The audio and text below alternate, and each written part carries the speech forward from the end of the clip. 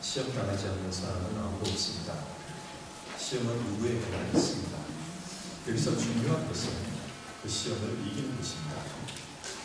종교개혁자 루터가 이런 말을 했습니다. 새가 우리 머리 위로 지나가는 것은 막을 도리가 없다. 그러나 새가 머리 위에 집을 짓는 것은 막을 수 있다. 무슨 말입니까? 막으면 오는 사과와 같이 성질자를 찾고 있습니다. 그러므로 시험이 찾아오는 것은 어쩔 수 없지만 그 시험에 빠져서 신앙생활에 실패해서는 안 된다는 말입니다. 여러분, 성경이 예수님이 시험 받으신 이야기를 왜 우리에게 들려주겠습니까? 우리 역시 시험 받을 때 예수님처럼 승리하라는 것입니다. 오늘 읽은 말씀은 마귀가 세 번째로 예수님을 시험한 내용입니다. 몇 가지 질문을 통해서 이 시험에 대한 이야기를 한번 분석해 봅시다. 첫 번째 질문입니다. 지금 마귀가 어디에서 예수님을 시험하고 있습니까? 예루살렘 성전입니다. 성전은 하나님의 집입니다. 이곳에는 하나님의 임재가 있고 하나님의 말씀이 있습니다. 그래서 사람들이 어려움을 당했을 때 성전으로 와서 하나님의 도우심과 치유를 경험합니다. 그런데 마귀가 이곳에서 하나님의 아들을 시험합니다. 만약 이때 하나님의 아들이 그 시험에 빠진다면 결과가 어떻게 될까요? 성경의 예를 한번 찾아봅시다. 광야를 거쳐 가나안 땅에 들어온 선박은 엘리 제사장 시대까지 실로에 있었습니다. 그런데 엘리의 아들들이 그 성소에서 악을 저질렀습니다. 그들은 하나님보다 물질에 관심이 더 많았고 육체적인 쾌락에 관심이 더 많았습니다. 그래서 타락한 행동을 합니다.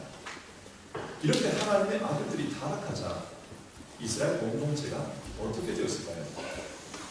사무엘상에 따르면 실로의 성소는 영원히 파괴되었고 이스라엘은 블레셋의 종이 되고 말합니다. 공동체 전체가 어려움에 빠졌던 것입니다.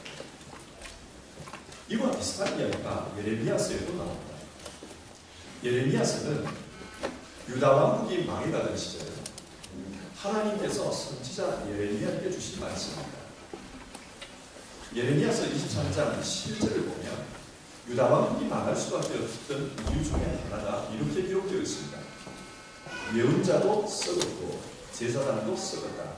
심지어 나는 그들이 나의 성전 안에서도 악행을 저지르는 것을 보았다. 나주의 말이다. 유다 왕국이 왜 망하는가? 이스라엘의 영적 건강을 책임져야 할 성전의 제사장과 예언자가 썩었다는 것입니다. 어떻게 썩었는가? 예레미야서 23장 14절입니다. 내가 예루살렘의 예언자들에게서 끔찍한 일을 보았다. 그들은 간음을 하고 거짓말을 한다. 악행을 저지르는 자들을 도와서 어느 누구도 죄악에서 떠날 수 없게 한다. 그래서 하나님은 이런 결심을 합니다. 예레미야서 25장 11절인데요. 이 땅은 깡그리 끔찍한 폐허가 되고 이 땅에 살던 민족은 70년 동안 바벨로니아 왕을 섬길 것이다. 성전에서 일하던 그 제사장과 예언자들이, 즉 하나님의 아들들이 타락하자 공동체 전체가 망하게 될 것이다. 성경 그렇게 말씀합니다. 예수님 당시의 성전을 봅시다. 그 당시 대제사장은 안나스와 가야바였습니다. 안나스는 장인이고 가야바는 삽입니다. 이 사람들이 얼마나 대단한지 평균 제사장 임기가 4년밖에 안 될 때에 이들은 30년 넘게 집권을 했습니다. 여러분, 이것이 어떻게 가능했을까요? 당시 제사장은 총독에 의해서 임명이 되었습니다. 이 사람들이 총독의 입맛에 맞게 행동을 했기 때문에 장기 집권이 가능했던 것입니다. 그러면 어떻게 총독의 입맛에 맞게 행동을 할까? 뇌물이 필수적이었습니다. 그런데 그 뇌물로 바칠 돈이 어디서 옵니까? 성전입니다. 그래서 예수님은 당시의 성전을 강도의 소굴이라고 불렀습니다. 그 성전에는 폭리를 취하는 장사들과 또 이것을 비호하는 제사장들, 이들이 하나님의 집을 차지하고 더럽히고 있었습니다. 그 결과 이스라엘이 어떻게 됩니까? 주님 말씀합니다. 돌 위에 돌 하나가 남지 않느냐. AD 70년 노바에 망한 후 2000년 동안 이스라엘 백성은 나라 없는 민족으로 그렇게 세상을 떠돌아야만 했습니다. 이처럼 성전에서 하나님의 자녀들이 타락하면 그 공동체 전체가 위험에 빠집니다. 그래서 마귀는 지금 예수님을 데리고 성전으로 가는 것입니다. 이 예수님이 타락하면 이 하나님 나라 전체가 무너질 수 있기 때문입니다. 그래서 성전에서 시험합니다. 두 번째 질문입니다. 그러면 마귀는 성전에서 하나님의 아들을 어떻게 시험합니까? 시험의 내용이 뭡니까? 9절에서 11절을 보면 하나님의 말씀을 왜곡하는 것이었습니다. 누가복음을 읽으면 재미있는 부분이 있는데요. 누가복음 3장에서 예수님이 요단강에서 세례를 받자 하늘에서 이런 말씀이 들려옵니다. 누가복음 3장 20절인데요. 너는 내 사랑하는 아들이다. 하나님께서 세례받은 그 예수님에게 하나님의 아들이라는 것을 공인해 주셨습니다. 이 이야기가 끝난 이후에 누가복음 3장에는 예수님의 족보가 나옵니다. 이 족보는 예수님으로부터 시작해서 역으로 거슬러 올라가는데 어디까지 올라가는가 보면요. 3장 31절 아담까지 거슬러 올라갑니다. 아담은 하나님의 아들이다. 자, 여기서 예수님도 하나님의 아들, 아담도 하나님의 아들입니다. 마귀가 그 아담을 어떻게 시험했습니까? 창세기 3장을 보면 말씀을 왜곡합니다. 이런 말을 해요. 하나님이 정말로 너희에게 동산 안에 있는 모든 나무의 열매를 먹지 말라고 말씀하셨느냐? 하나님은 선악을 알게 하는 나무의 열매만 먹지 말라고 했습니다. 그런데 마귀는 모든 나무의 열매를 먹지 말라고 했느냐? 말씀을 왜곡해서 질문합니다. 그러자 사람이 아니라 동산 한가운데에 있는 나무는 먹지도 말고 만지도 말라고 했지만 다른 것은 먹을 수 있다. 그렇게 대답합니다. 이 말을 들은 마귀가 아니야. 너희는 그 열매를 먹어도 절대로 죽지 않는다. 오히려 하나님처럼 될 것이다. 그렇게 이야기합니다. 하나님의 말씀을 왜곡한 것입니다. 그리고 그 왜곡된 말을 듣는 아담과 하와는 그 말을 믿고 타락했습니다. 지금 마귀는 예수님에게도 똑같은 방법으로 시험합니다. 하나님의 아들이었던 그 아담을 타락시킨 그 방법 그대로 하나님의 아들이 예수님을 시험하는 겁니다. 그렇게 하면 예수님 역시 타락시킬 수 있다고 생각한 것입니다. 그래서 시편 91편을 말씀하는데요. 시편 91편은 하나님을 신뢰하는 시입니다. 마귀가 이렇게 왜곡합니다. 10절과 11절인데 성경에 기록하기를 하나님이 너희를 위하여 자기 천사들에게 명해서 너를 지키게 하실 것이다 하였고 또한 그들의 손이 너를 떠받쳐서 너의 발이 돌에 부딪히지 않게 할 것이다 하였다. 원래 시편 91편은 어떤 상황 속에서도 하나님께서 우리를 지켜주신다. 그런 뉘앙스로 이 말씀을 했던 겁니다. 그런데 마귀는 이 말을 인용하면서 진짜 지켜주는지 한번 시험해보자. 그러니까 너가 성전 꼭대기에서 한번 뛰어내려라. 그렇게 유혹한 것입니다. 하나님의 말씀을 왜곡하고 있습니다. 이런 상상을 한번 해봅시다. 예수님께서 진짜 하나님 지켜주시는지 안 지켜주시는지 그걸 시험하기 위해서 뛰어내렸다면 어떻게 되었을까요? 저는 하나님이 붙잡아 주셨을 것이라고 생각합니다. 하나님의 아들이 투신 자살로 그의 사역을 마감할 수는 없기 때문입니다. 그런데 그 다음이 문제입니다. 그 높은 곳에서 뛰어내렸는데도 죽지 않으면 사람들이 어떤 반응을 보이겠습니까? 난리가 납니다. 진짜 하나님의 아들이 오셨다. 기적이 일어났다. 예수님의 인기가 급증할 것입니다. 그러면 예수님은 3년의 공생애를 아주 편안하게 지낼 수 있습니다. 하지만 문제는 그렇게 편안하게 지내면 십자가는 없습니다. 속죄도 불가능합니다. 하나님의 뜻은 이루어지지 않습니다. 마귀는 궁극적으로 이걸 노리는 겁니다. 너는 하나님의 아들이 아니냐? 십자가 없이 살 수 있지 않느냐? 이 능력으로 편하게 살 수 있지 않느냐? 근데 여러분, 하나님께서 예수님을 이 땅에 보낸 이유가 무엇입니까? 하나님의 어린 양으로 대속의 피를 흘리게 하기 위해서입니다. 그래야 하나님과 인간 사이에 막힌 담이 허물어집니다. 구원이 완성됩니다. 그럴 때 우리에게는 주님께서 주시는 그 평안이 주어집니다. 요한복음 14장 27절의 말씀인데요. 평안을 너희에게 끼치노니 곧 나의 평안을 너희에게 주노라. 내가 너희에게 주는 것은 세상이 주는 것과 같지 아니하노라. 주님께서 하나님과 우리 사이의 평안, 사람과 사람 사이에 막힌 담을 깨는 그 평안을 우리에게 주십니다. 그런데 마귀는 이런 평안이 아니라 편안함을 말하고 있습니다. 편안하게 살아라.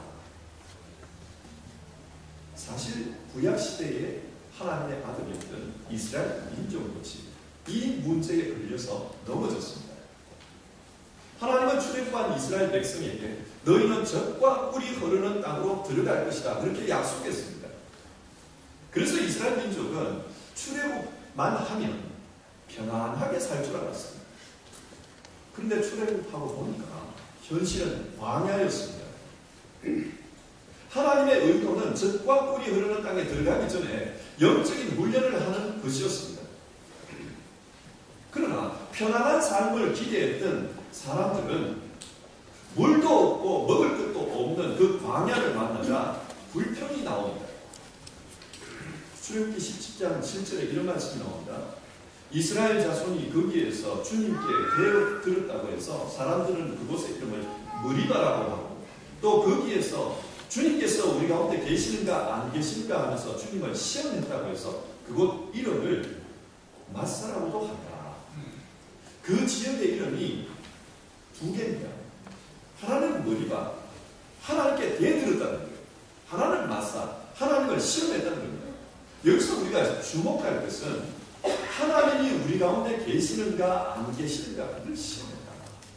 다시 말해서 이스라엘 백성들은 광야에서 고난을 당하자 하나님의 존재 자체를 불신합니다.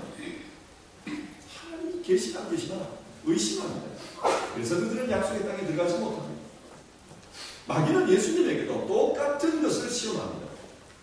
편하게 살아야지 왜 사서 고생하려고 하는가? 하나님의 아들에게 모세는 어울리지 않는 것이다. 무슨 말입니까? 고난 없는 신앙을 하라고 합니다. 그러나 실제로 그 공생애 가운데 고난이 있으면 하나님을 의심합니다. 하나님이 나와 함께 하는데 왜 이런 고난이 있는가? 그런 의심을 합니다. 예수님은 과거 마귀가 했던 시험을 잘 알기 때문에 그때 그 말씀으로 마귀를 물리칩니다. 12절인데요. 성경에 기록하기를 주 너의 하나님을 시험하지 말아라 하였다. 이 대답이 어떤 의미를 가지고 있습니까? 하나님이 어려움을 주시는 데에는 다 이유가 있다는 것입니다.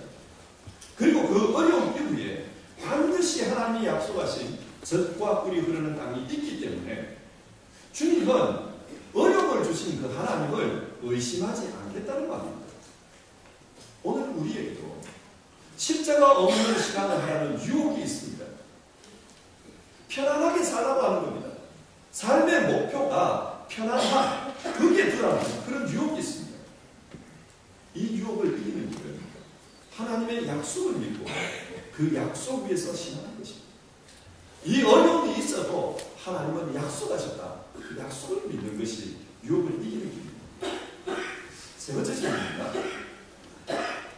오늘 읽은 예수님의 시험 이야기는 마태복음과 누가복음에 동시에 기록되어 있습니다. 그런데 이 두 성경의 차이는 시험의 순서입니다. 마태복음에서는 이 시험이 두 번째에 나오고 누가복음에서는 세 번째에 나옵니다. 왜 이런 차이가 있을까요? 좀 전체적으로 볼 필요가 있습니다. 마태복음은 유대인의 왕으로 오신 예수님을 전하는데 목표가 있습니다. 예수님을 유대인의 왕이다 그렇게 선포합니다. 그래서 예수님을 소개하는 장면을 보면요, 제일 먼저 유대 왕들의 족보를 이야기합니다. 그 족보 가운데 있는 왕이라는 말이죠. 그리고 마태복음 제일 끝장면을 보면 예수님이 이런 말씀을 합니다. 마태복음 28장 18절로 19절인데요.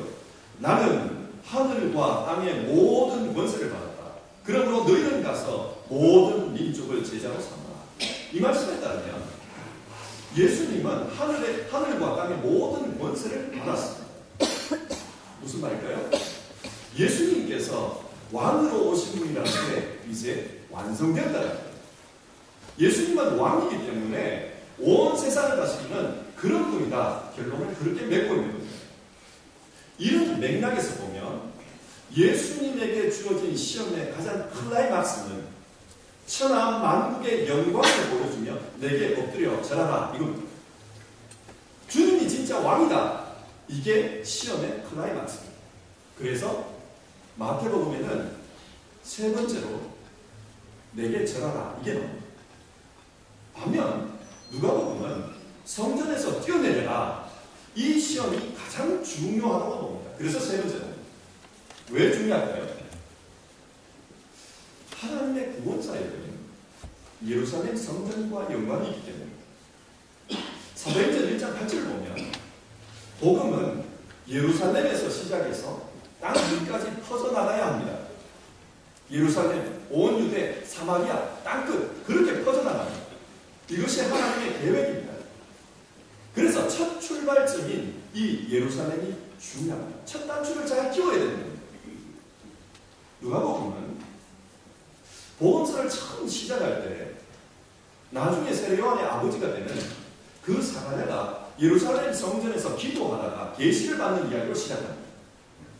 그리고 누가복음의 마지막 내용은 예루살렘이 내려다보이는 감람산에서 예수님이 승천하는 이야기입니다. 누가복음의 첫 이야기도 예루살렘에서 시작하고 누가복음의 마지막 이야기도 예루살렘에서 끝납니다. 누가는 예루살렘이 중요하다고 보는 것입니다.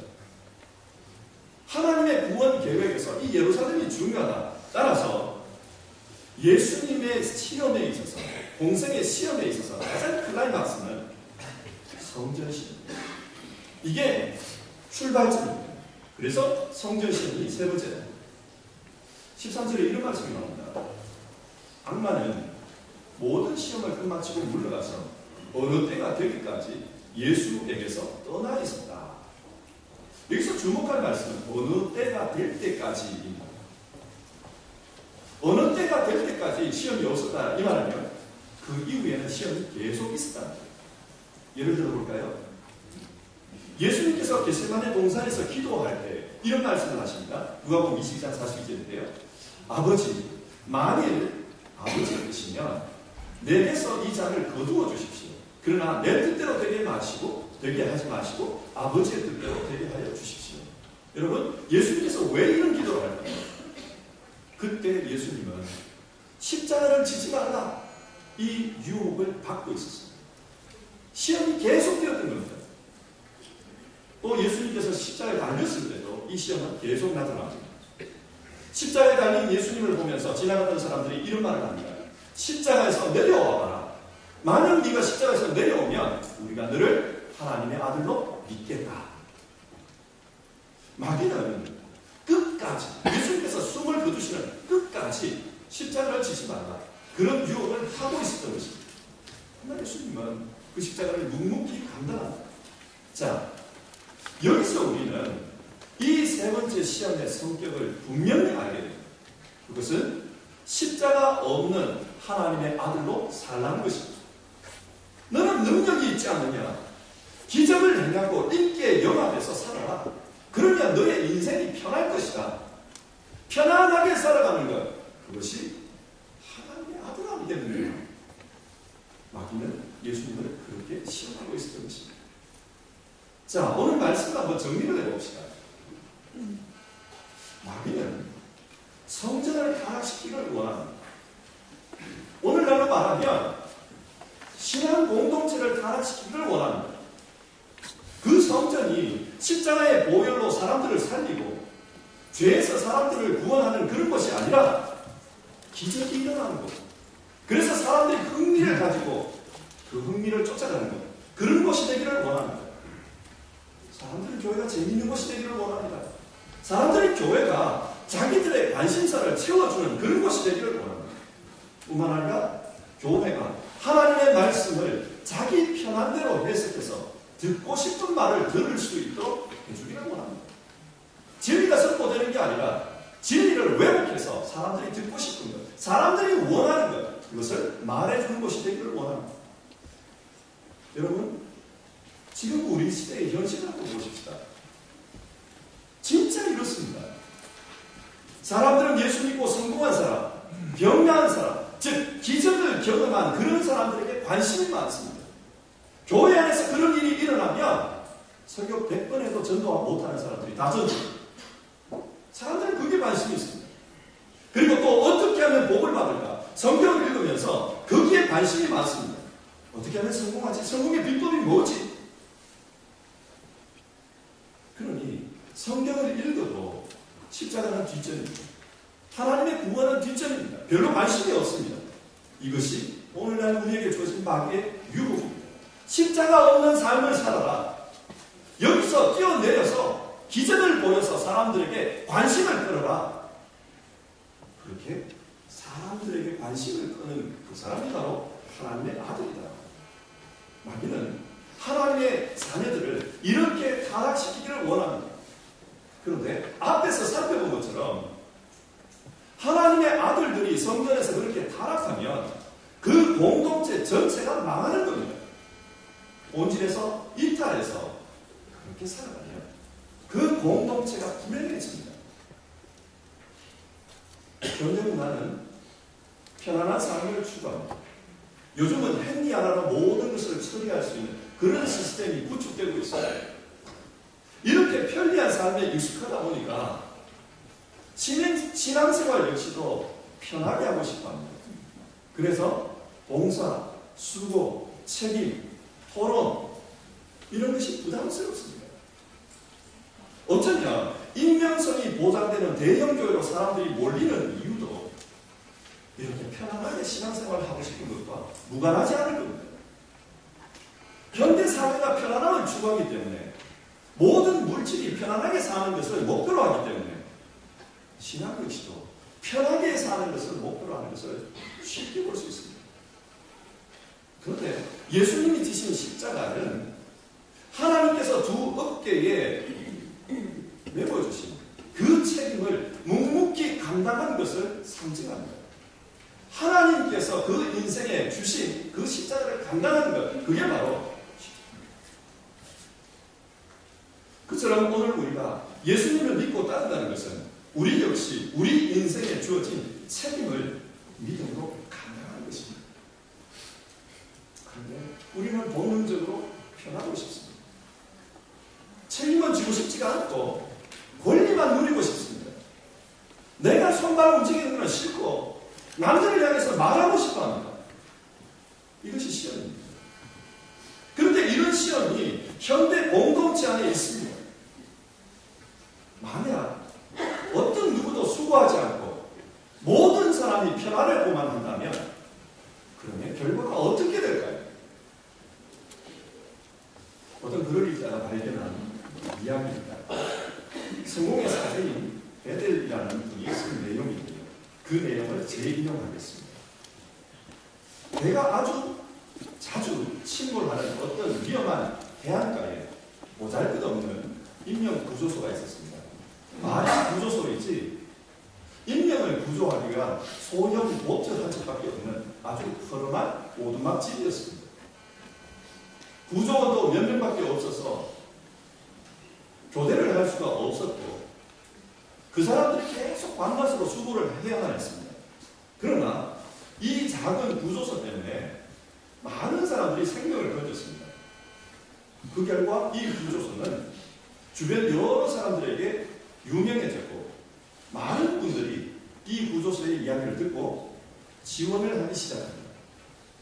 그래서 보트가 여러 척 생기게 되었고 새로운 구조대원도 확충되고 시설과 장비도 확충할 수 있었습니다. 이렇게 돈이 풍부해지고 시설이 좋아지다 보니까 구조하는 일이 매우 편해졌습니다. 무엇보다도 전에는 위험을 무릅쓰고 해야만 했던 그 구조를, 그런 작업을 이제는 돈을 주고 고용한 전문 구조원들이 담당을 합니다. 편해졌어요. 또 구조받은 사람들이 좀 더 편안하게 쉴 수 있도록 구조소에 좋은 침대와 좋은 가구, 좋은 시설들을 들여다 놓았습니다. 이런 이야기들이 주변으로 퍼져나가자 사람들이 더 관심을 가집니다. 그리고 그 구조소를 물심장면으로 돕는 회원들이 많이 늘어난 겁니다.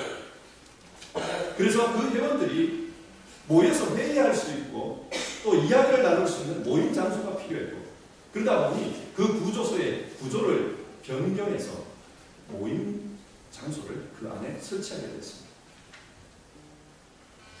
늘 재난이 있는 건 아니잖아요. 그런데 이 구조소 회원들이 자주 모이다 보니까 이 구조소는 일하는 것보다, 구조하는 일보다 회원들이 모여가지고 회합을 가지는 일이 더 잦아졌습니다. 그래서 이곳은 회합 장소가 되었어요. 그러던 어느 날 인근에 배 한 척이 침몰되는 사고가 있었는데 고용된 전문 구조요원들이 신속하게 구조를 하다 보니까 큰 성과를 거둔 거예요. 이게 뉴스에 났습니다. 근데 구조된 사람들을 보니까 몰골이 많이 아닙니다. 병든 사람, 반쯤 죽어가는 사람, 동양인, 흑인, 온갖 부류의 사람들이 거기에 섞여 있었습니다. 그래서 관리위원회가 모여가지고 토론을 했대요. 이 좋은 시설에 저런 사람들을 수용해도 되는가? 설전이 벌어집니다. 그렇게 설전이 벌어져가지고 회원들이 결론을 내린 게 안 된다 했어요. 왜 회원들이 안 된다라고 결론을 내렸는가? 자기들이 정기적으로 모여야 되는데, 아니, 저런 사람들이 여기 들어와가지고 머물러 버리면은 우리 모임을 못하지 않냐? 사교행위에 방해가 된다는 겁니다. 그리고 그 중에 어떤 회원들은 계속해서 자꾸 이런 구조돼가지고 저 사람들이 여기 들어오고 이렇게 되면은, 아니, 그러면 우리는 어디서 모이느냐? 안 된다. 차라리 회원들의 권익을 위해서, 우리가 회비내지 않냐? 우리의 권익을 위해서 구조활동을 중단하자. 그런 안까지 나왔어요. 하지만 거기에 오래 있었던 회원들은 무슨 말이냐? 원래 이 모임은 인명을 구조하기 위해서 만들어진 모임인데 구조활동을 중단하는 말도 안 된다. 그래가지고 자기들끼리 싸움이 났어요. 결국 싸움하다가 투표를 하게 됐고, 대부분의 회원들이 구조보다는 우리의 권익이 더 중요하다. 그렇게 결정을 했습니다.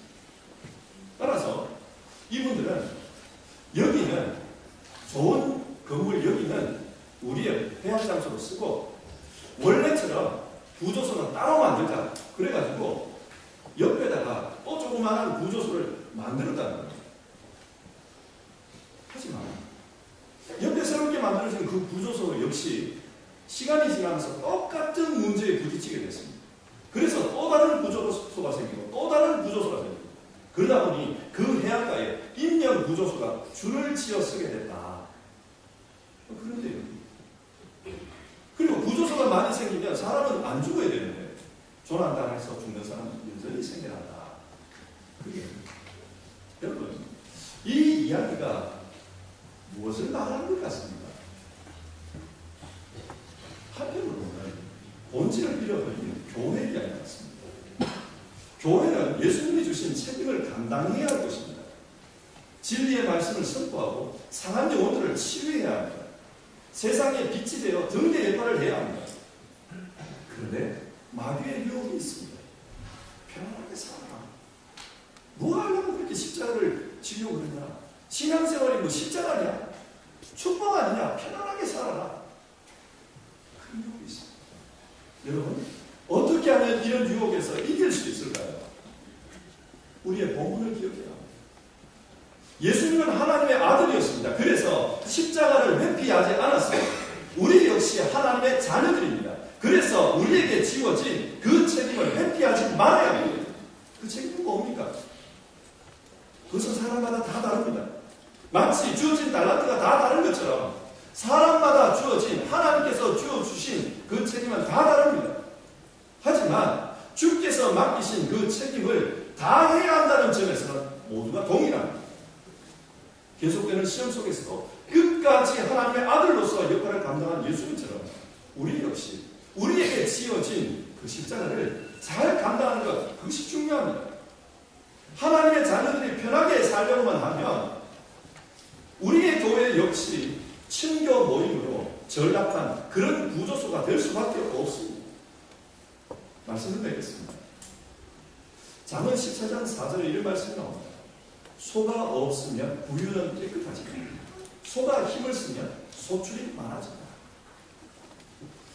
공동체는 소가 쓰는 구유 같은 것입니다. 공동체에서 일을 하다 보면 여러 가지 복잡한 일들이 많습니다. 그 구유가 지저분해져요. 남에게 듣기 싫은 소리를 들어야 합니다. 그리고 관계 속에서 상처들이 납니다. 그런 경험을 하다 보면 편해지고 싶어요. 편하게 살면 구유는 깨끗합니다.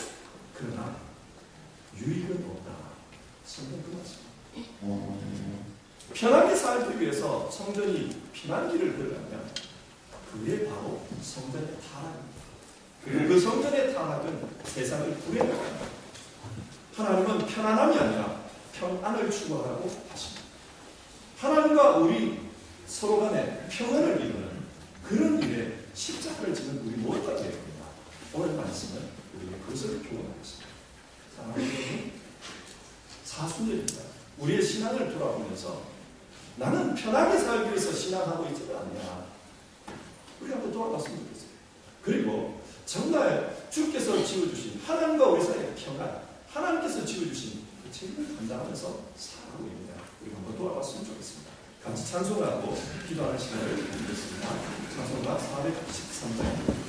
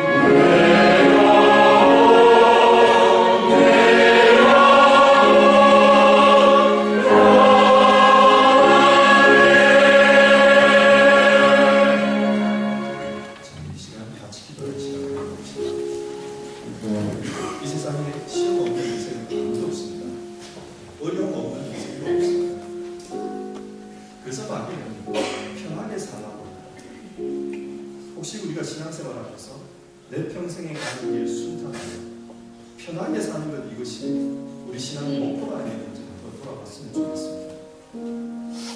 오늘 성경은 우리에게 하나님께서 지어주신 그 십자가를 지고 하나님의 길을 가는 것, 내 운명의 길을 가는 것, 그게 중요하다. 그래서 하나님과 편안하게 지내는 것, 그게 중요하다. 그 말씀입니다. 여러분, 우리에게 하나님이 지어주신 그런 십자가가 있다면 묵묵히 잘 감당했으면 좋겠습니다. 어려움을 우리가 편하게 살아라, 십자가 필요 없다, 편하게 사는 것이 잘 사는 인생이다, 이런 유혹 앞에 말씀 붙들고 주여 주님을 구하다 주의 길을 가겠습니다. 이렇게 한번 기도해 봅시다. 그리고 이 사순절 우리의 신앙을 다시 한번 다듬어 봅시다. 기도하겠습니다.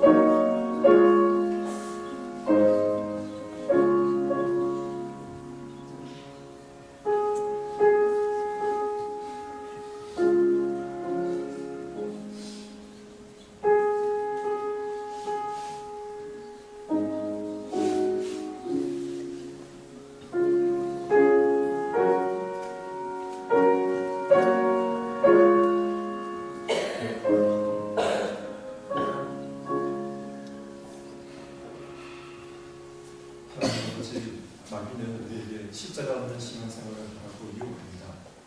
그러면 생명도 없고 구원도 없습니다. 복음도 전파될 수 없습니다. 교회는 사교 모임으로 변질되고 성도는 맛을 잃은 소금이 되고 말 것입니다. 편안함을 추구하는 현대문화 속에서 신앙생활마저도 십자가 없는 신앙생활을 하려고 하는 것은 아닌지, 나는 책임을 지지 않고 남들에게만 수복해 하는 그런 신앙은 아닌지 사순절을 보내며 나 자신을 돌아보게 하옵소서. 그리고 주여 내 신앙을 바른 신앙으로 인도해 주시옵소서. 주님 가시는 그 길을 나도 따라가는 그런 신앙 되게 해 주시옵소서. 예수님의 이름으로 기도드립니다.